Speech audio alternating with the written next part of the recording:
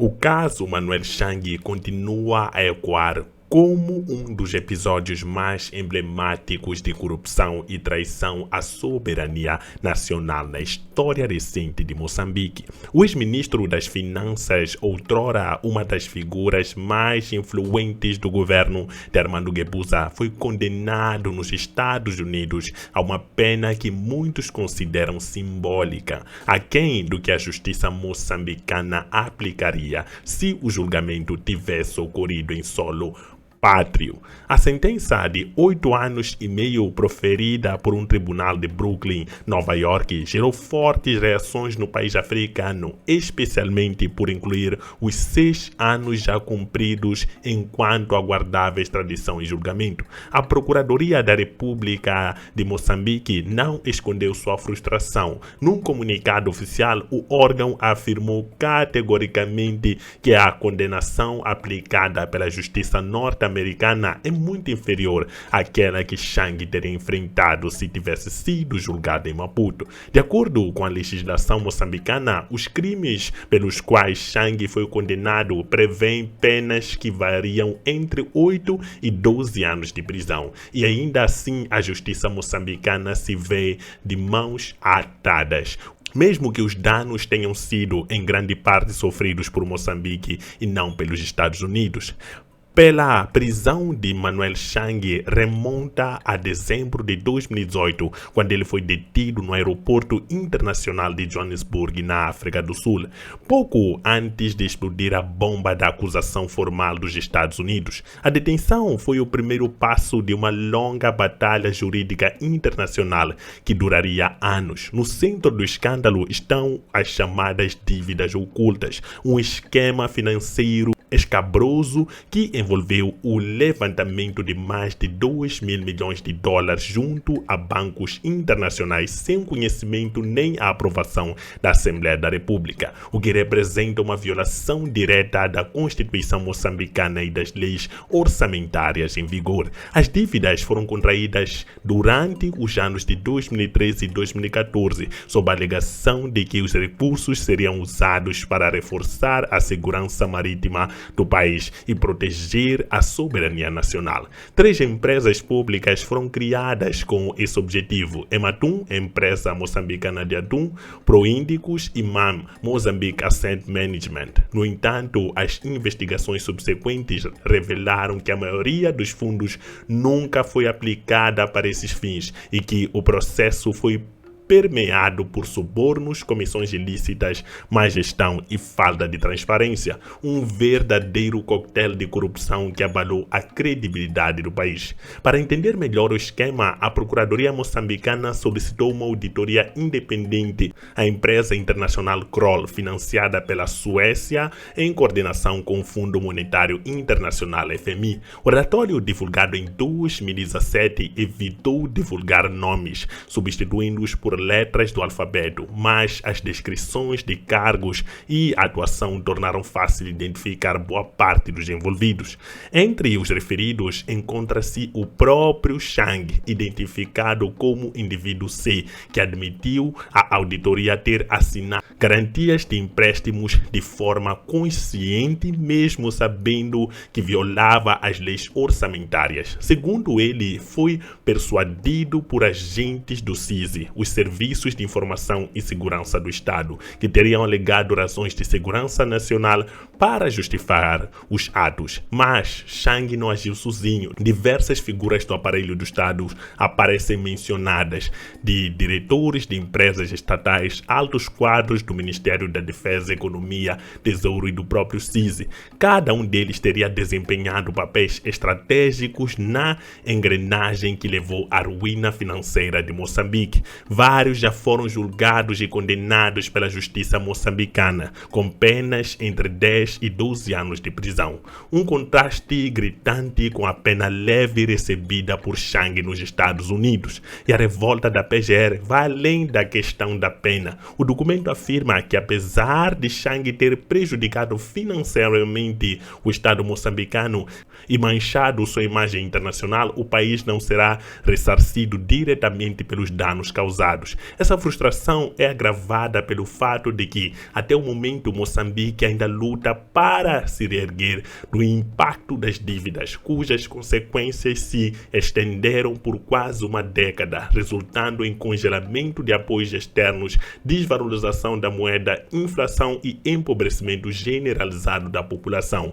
Em meio a esse mar de corrupção, um pequeno alívio veio da justiça britânica. Em julho de 2024, o Tribunal Comercial de Londres determinou que a empresa naval Privinvest deveria compensar Moçambique, reconhecendo que houve corrupção ativa envolvendo o ex-ministro Chang. A decisão abriu caminho para o país reclamar até 1,9 mil milhões de dólares em indemnização, uma quantia significativa, mas ainda insuficiente para cobrir todos os estragos econômicos e sociais do escândalo. Enquanto isso, Chang permanece encarcerado nos Estados Unidos, com previsão de liberação até 2027, quando poderá ser deportado para Moçambique. Porém, uma vez em casa, não poderá mais ser responsabilizado criminalmente pelo mesmo crime, selando um desfecho amargo para muitos que esperavam por justiça plena em território nacional.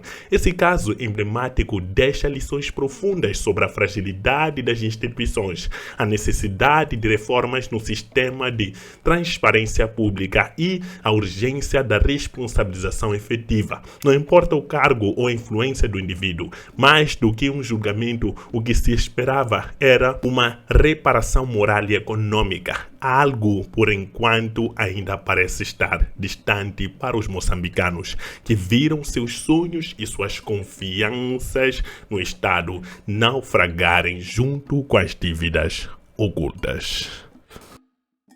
É isso, Manuel Chang só vai ficar mais 2 anos na prisão. Até 2027, o antigo ministro das Finanças poderá sair da prisão dos Estados Unidos de forma livre, o que deixa, de certa forma, a Procuradoria-Geral de Moçambique frustrada.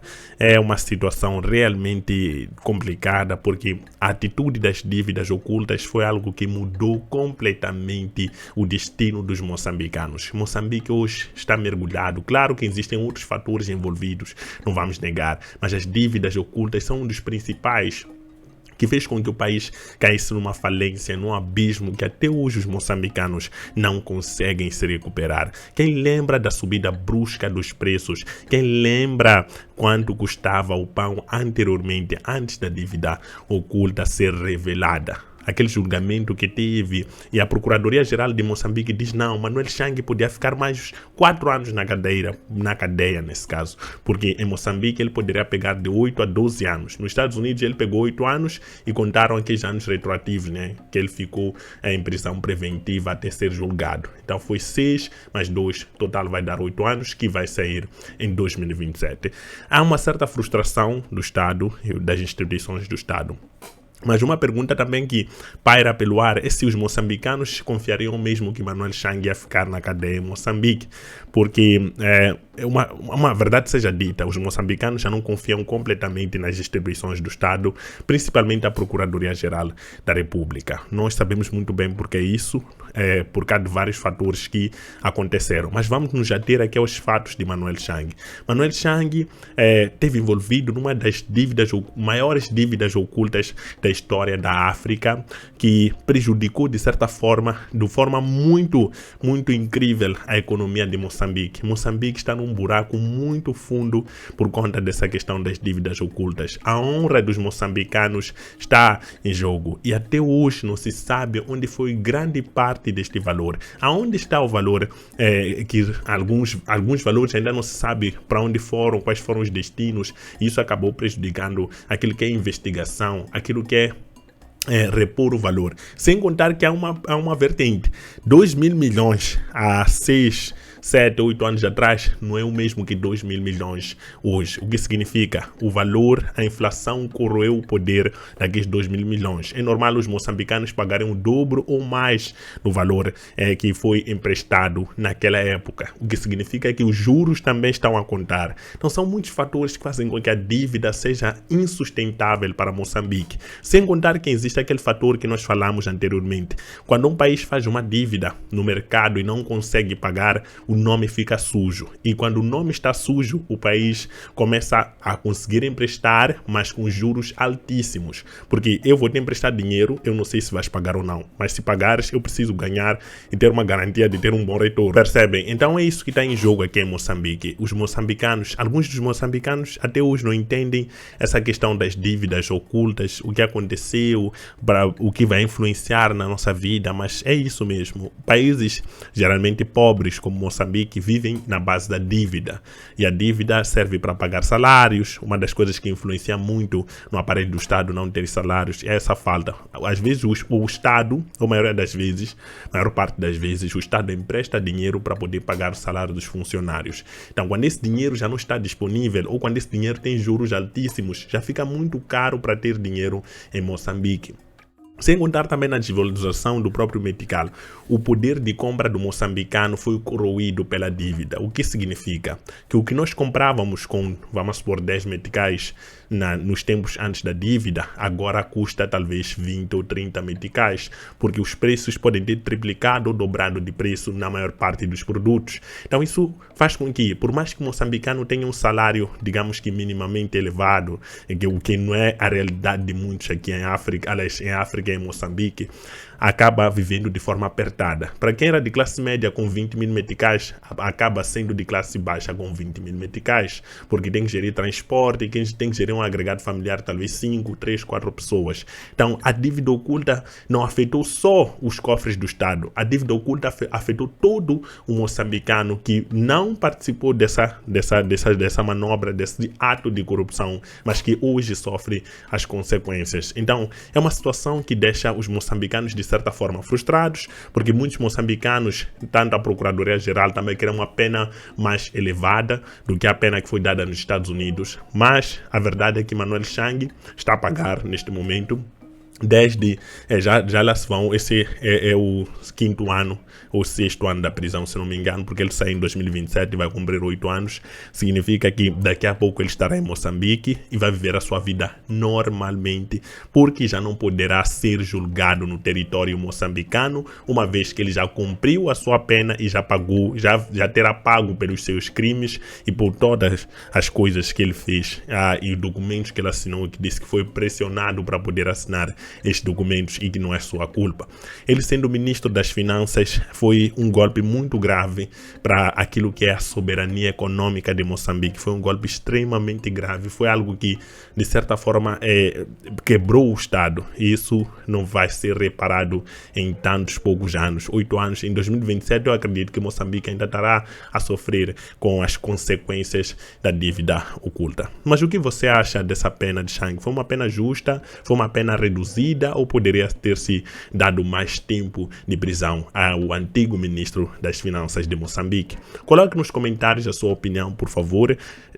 Coloque seu like. Não esqueça de subscrever ao canal Verdades da África. Não esqueça, o lema do canal é Olhar África, é uma perspectiva africana. Tchau.